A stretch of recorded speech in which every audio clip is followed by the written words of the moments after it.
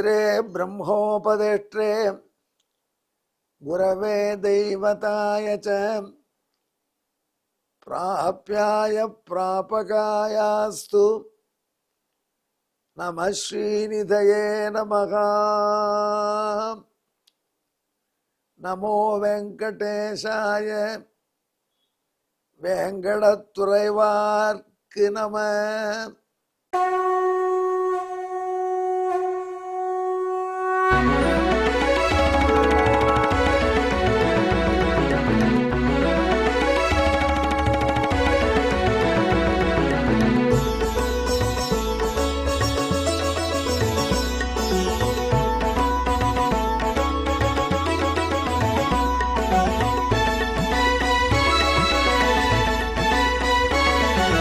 सहस्रनामं सहस्रनामं श्रीवेङ्कटेश सहस्रनामं सहस्रनामं सहस्रनामं श्रीवेङ्कटेश सहस्रनामम्।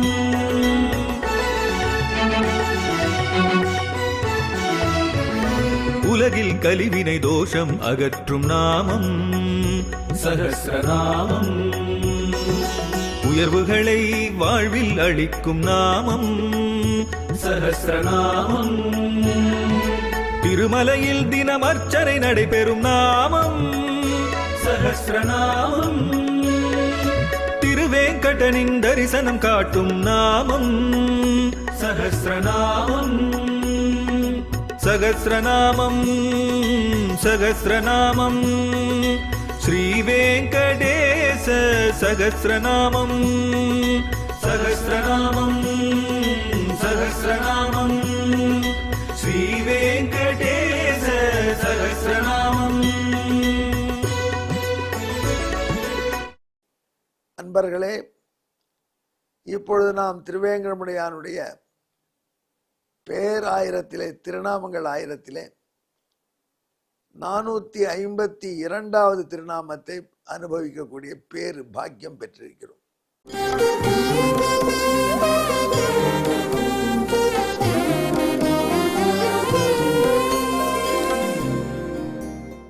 இது வைகுண்ட மந்திரன் என்பதாகும்.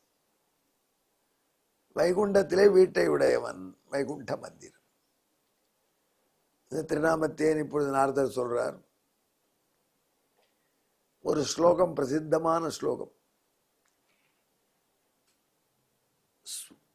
வைகுண்ட லோகத்தை விட்டு விட்டு பிராட்டியோட கூட சுவாமி புஷ்கரணி கரையில சஞ்சரிக்கக்கூடிய பகவான். ரமயா ரமமானாய வெங்கடேசாய மங்களம். வைகுண்டத்தில் விரஜாவாசத்தை, விரஜா நதியை மறந்து இங்கே சுவாமி புஷ்கரணி, கோனேரி என்று சொல்லக்கூடிய தன்னுடைய தீர்த்தத்தின் கரையிலே பிராட்டியோடு கூட சந்தோஷமாக உலா வரக்கூடிய எம்பெருமான். அப்படி வைகுண்டத்தையே விட்டு வந்த பெருமான் என்று சொல்லும் பொழுது புராணத்தில் நம்ம நாரத பகவான் வைகுண்ட மந்திரன்னு சொல்லலாமா? அதான் விட்டாயிடுது. பழைய அட்ரஸ் இருந்தால் அவங்களே இப்போல்லாம் எஸ்ஐஆர் பண்ணுறாங்க எலெக்ஷனில். அந்த இடத்த விட்டு வந்துட்டாங்க, ஓட்டே தரமாட்டாங்க. இந்த புத்துவ ஸ்ரீல இனிமேல் திருமலையில் தான் ஓட்டு போடணும் பெருமாள். இவர் போய் வைகுண்ட நிலையத்தை வைத்து கொண்டு அட்ரஸை வச்சுன்னு கேட்கலாமா? அது ஓல்டு அட்ரஸ், இது நியூ அட்ரஸ். நாரத பகவானுக்கு தெரியாதா? இவர் டமால் நடுவில் மறுபடியும் 452வது திருநாமத்திலிருந்து வைகுண்ட நிலையன், வைகுண்டத்தில் வசிக்கிறவன் அப்படின்னு விலாசம் சொல்றார். புராணங்கள் சொல்கிறது வைகுண்டத்தை மறந்துட்டார். வைகுண்டம் வேண்டாம், விரஜை வேண்டாம், எனக்கு இந்த சுவாமி புஷ்கரணி தான் வேணும் அப்படின்னு ஏறி புஷ்கரணிக்கெல்லாம் சுவாமியான புஷ்கரணி என்று அவ்வளோ ஆனந்தமாக இருக்காருன்னு சொல்லும் பொழுது பிராட்டியோட கூட உல்லாசமா இருக்கக்கூடிய இடம் ரமயா ரமமானாய அப்படின்னு சொல்லக்கூடிய இந்த திருத்தலத்து பெருமானை எப்படி சொல்லணும்? மிருடபாச்சல மந்திராய நமஹா, ஆனந்த விமான மந்திராய நமஹா அப்படி சொல்லணும். அதை விட்டு நாரதர் வைகுண்ட மந்திரன், மந்திரம்னா வீடு, வைகுண்ட மந்திராயிரமான்னு சொல்லலாமா? இல்லை சுவாமி, இதில் ஒரு சூக்ஷமான விஷயம் இருக்கு. என்ன சூக்ஷமான விஷயம்? அவர் என்ன பண்ணார், ஆழ்வார் ஒரு பாட்டு பாடுறார், முடியாரே என்று தொடங்கக்கூடிய ஒரு பதிகம். நம்மாழ்வாருடைய 100 பதிகங்களில் திருவாய்மொழியில் ஒரு பதிகம் அது. மண்கொண்ட வாமனன் ஏற மகிழ்ந்து செல் பண்கொண்ட புள்ளின் சிறகொலி பாவித்து, பூமியை பெற்று அதை அளந்த வாமனமூர்த்தியை நினைக்கிறேன், அப்படியே வாமனமூர்த்தி அழைத்து கருட பகவான் வரமாட்டானோ என்று அவனுடைய சிறகொலிக்காக காத்திருக்கிறேன் அப்படின்னு நம்மாழ்வார் தன்னுடைய ஆர்வத்தை காட்டுற பாசம். மண்கொண்ட வாமன் என்பது சரியான தொடரா? ஒருத்தர் கேட்டார். மண்ணை பிச்சை கேட்டது வாமனன் தான். ஆனால் அதை கொண்டு அளந்தது யாரு? திருவிக்கிரமமூர்த்தி. அப்போ மண்கொண்ட திருவிக்கிரமன் ஆழ்வார் பாடியிருக்கணும். அதை விட்டு மண்கொண்ட வாமனன்னு பாடுறாரு. இது கொஞ்சம் பொருத்தமா? ஒரு ஆள் எம்எஸ்சி டிகிரி வாங்கிட்டார். அவர் போய் பிஎஸ்சி டிகிரி வாங்கினவன்னு சொன்னார். பிஎஸ்சி டிகிரி வாங்கினார். அவர் பிஎஸ்சி வாங்கி அப்புறம் 2 ஆண்டு படித்து எம்எஸ்சி வாங்கியிருக்காரு. எவ்வளோ கஷ்டப்பட்டு. அவரோட ஐயா நீங்கள் பிஎஸ்சி கெமிஸ்ட்ரியாமன்னு கேட்டா, ஏயா நான் எம்எஸ்சி கெமிஸ்ட்ரி தெரியாதவனுக்கு அப்படின்னு சேரமாட்டோம். அந்த மாதிரி வாமனமூர்த்தியாக இருந்து பிச்சை கேட்ட பெருமான், வாமனன் பிச்சை கேட்டவன் பிஎஸ்சி டிகிரி, மண்கொண்டவன் Thiruvikraman MSc degree post graduate. அப்படி எம்எஸ்சி வாங்கினவனை போய் நீங்கள் பிஎஸ்சி பாஸ் பண்ணிக்கலான்னு கேட்டால் நன்னாவா இருக்குது? ஆழ்வார் இப்படி பாடலாமா? என்னங்க பெரியவர் பாட்டு, 2 பேரும் ஒருத்தர் தானுங்க, அதனால் விட்டுட்டு போங்கன்னு சொல்ல முடியுமா? ஆழ்வார் பாடலாயிற்று. அதனால் நமது ஆச்சாரியர்கள் ஒரு விஷயம் சொன்னார்கள். ஆழ்வார் உரிமையினால சொல்றார். என்னதான் ஒருத்தன் பெரிய சக்கரவர்த்தி ஆயிட்டாலும் அம்மாவுக்கு அவன் இன்னைக்கும் பிள்ளை தான். நம்மளை ஞாபகம் வச்சுக்குவோம். பெரிய ஐஏஎஸ் தியாகராஜன் பேரு, அவன் அண்ணனுக்கு சுந்தரராஜன் பேர். ஒரு வீட்டில் சுந்தரராஜன் தியாகராஜன் 2 பிள்ளைகள். சுந்தரராஜன் பெரிய ராஜு, என்ன சுந்தரராஜன். அப்புறம் பிறந்த பிள்ளை தியாகராஜன். ஆனால் தியாகராஜனுக்கு அவங்க சின்ன ராஜுன்னு பேர் வச்சுட்டாங்க, சுருக்கிட்டாங்க. பெரிய ராஜு சின்ன ராஜு, சுந்தரராஜன் தியாகராஜன் இப்படி மாற்றிவிட்டாங்க. அதில் சின்ன ராஜுன்னு அர்த்தம். 2வது பையன் ராஜுன்னு பேர் வச்சேன், சின்னராசு. அந்த சின்னராசு ஐஏஎஸ் பாஸ் பண்ணி டிஸ்ட்ரிக்ட் கலெக்டர் ஆகி அங்கே தியாகராஜன் ஐஏஎஸ் அப்படின்னு கம்பீரமாக வரான். வீட்டு வாசலில் அம்மா இருக்காங்க, சாயங்காலம் வாடா சின்னராசு போய் டிஃபன் சாப்பிடுக்கிறாங்க. கூட ஒரு டவாலி பார்க்குறேன், இந்த அம்மாவுக்கு எவ்வளோ துணிச்சல்லையா, அவர் நம்ம கலெக்டர் ஆகிட்டார், அவரை தூக்கி இதில் கொண்டு போட்டிருக்காங்க. போகுது டிடி தேவஸ்தானத்தில் எக்ஸிக்யூட்டிவ் ஆஃபீஸராக போடுறாங்க. அவங்க அம்மா பார்த்தா அவனை சின்னராசுன்னு கூப்பிடுது. என்ன அநியாயமாக இருக்குன்னா, அப்போ அவர் சொன்னார், சின்னராஜு ஐஏஎஸ், யார் தியாகராஜன் ஐஏஎஸ். பாருப்பா, என்னதான் உங்களுக்கெல்லாம் தியாகராஜன் ஐஏஎஸ் ஆனாலும் எங்கள் அம்மாவுக்கு அந்த சின்னராசு தான்.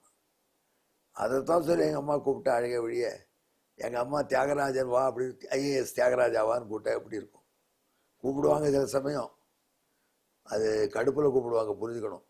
வாங்க தியாகராஜன் ஐஏஎஸ் அப்படின்னு அம்மா கூப்பிட்டாங்களா ஒரு நாளைக்கு, ஏதோ நம்ம ஏடா கூடம் பண்ணியிருக்கணும், ஒருத்தவங்களுக்கு பிடிக்காத வீடு தான் பெரிய கலெக்டர் ஆகிட்டப்பா நீ, நான் சொல்கிறத கேட்கலைங்க தான் சுற்றுவாங்க. சொந்தத்தாய் பதவியும் சொல்லி முழு பெயரையும் சொல்லி கூப்பிட்டால் அப்பொழுது அது நம் மீது அவர்களுக்கு ஏதோ கோபம் இருக்குன்னு அர்த்தம். நம்மள அந்த சின்ன குண்டு, அதை கூப்பிடுற அந்த சின்னராசு அப்படி சொன்னால்தான் அழகாக இருக்கும். தாய்க்கு இந்த உரிமை எவ்வளவோ அவ்வளோ உரிமை ஆழ்வார்களுக்கு பெருமாள்கிட்ட. அதனால தான் என்னதான் அவர் திருவிக்கிரமாவதாரம் எடுத்தாலும், டெல்லிக்கு ராசாவானாலும் தள்ளிக்கு பிள்ளைதான் அவர். என்னதான் திருவிக்கிரமாவதாரம் எடுத்தாலும் அந்த வாமனமூர்த்தியாக வந்து மூவடி மண் கேட்டானே, அதிலேயே ஈடுபட்டு செல்லமாக ஆழ்வார் மண் கொண்ட வாமனன்னு பாடுறார். அதே மாதிரி என்னதான் பெருமாள் திருவேங்கடமுடையான், எனக்கு வைகுண்டம் வேண்டாம், வைகுண்ட விரக்தாய, எனக்கு வைகுண்டம் போர் அடிச்சு போச்சு, ஆளே வரதில்லைங்க. வைகுண்டத்துக்கு என்று எத்தனை பேர் இருக்காங்க? ஒரு நாளைக்கு ஒருத்தன் வந்தாலே அது அவன் பாவம் பிரபத்தி பண்ணி அர்ச்சனாதிகதிகளை வந்து வைகுண்டத்துக்கு வரணும். அந்த காலத்தில் ஆள் வரதே ரொம்ப கட்டம். ராமானுஜர் அப்புறம் நிறைய பேர் வர ஆரம்பித்தாங்க. அதுவும் பொருள் நமக்கு. ஆனால் திருமலைக்கு வந்தால் கச கச கசன்னு ஒரு நாளைக்கு 1 லட்சம் பேர். ஆனால் கஷ்டப்படுறவன் ஜாஸ்திங்க. அங்கே கஷ்டப்படுறவனே இல்லை. பேஷண்ட்டே இல்லாத ஹாஸ்பிட்டலில் பிரமாதமாக இருக்குது. கட்டி வச்சிருவோம் ஹாஸ்பிட்டல், டாக்டர் உட்காண்ட்ருக்காரு, எல்லோரும் ஆனந்தமாக இருக்காங்க. ஒருத்தருக்கு வியாதி இல்லை, ஒரு சர்ஜரி இல்லை, வாங்கின எக்யூப்மெண்ட்லாம் அப்படியே இருக்குது. அப்படின்னா அந்த டாக்டர் எவ்வளோ வருத்தமாக இருக்கும். அதை போட்டு யூஸ் பண்ணி போகிறவங்களாம் சிடி ஸ்கேன், அந்த ஸ்கேன், இந்த ஸ்கேன் எடுத்து அப்படியே கூட்டம் ஹாஸ்பிட்டல் வாசலில் இருந்துட்டு இருந்தால் டாக்டருக்கு மன நிறைவு இருக்கும். அந்த மாதிரி திருவேங்கடமுடியானுக்கு திருவேங்கடத்தில் தான் மன நிறைவு.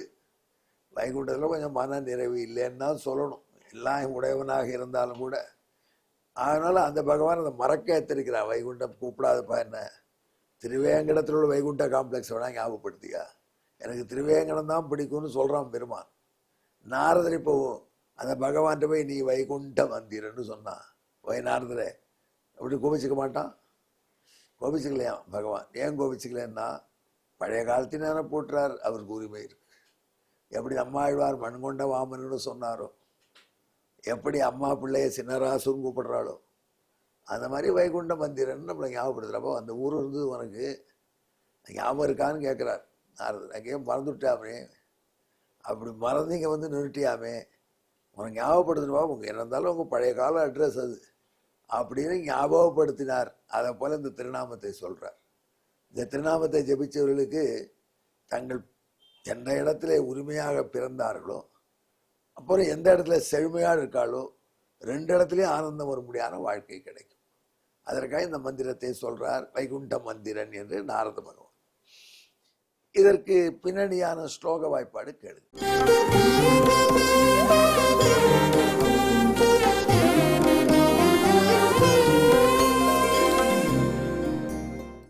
வைகுண்ட நிலையம் தியக்த்வா சுவாமி புஷ்கரணி தட்டே விஸ்மரன் விஹரன் பூர்வம் ஸ்தானம் வைகுண்ட மந்திரகா.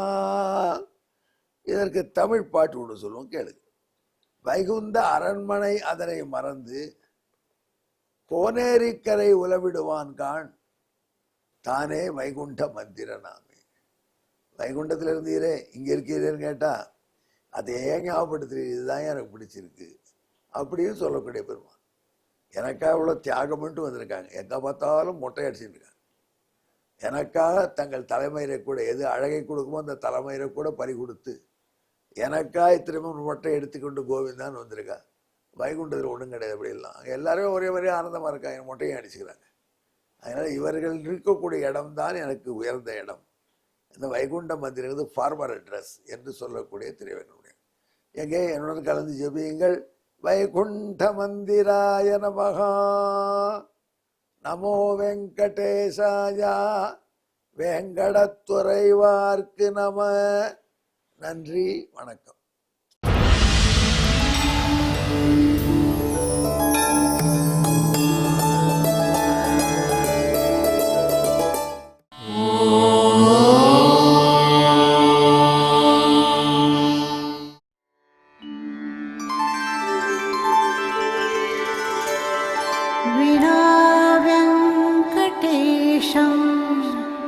ननाथो ननाथः सदा वेङ्कटेशं स्मरामि स्मरामि. हरे वेङ्कटेश प्रसीद प्रसीद. प्रियं वेङ्कटेश प्रयच्छ प्रयच्छ.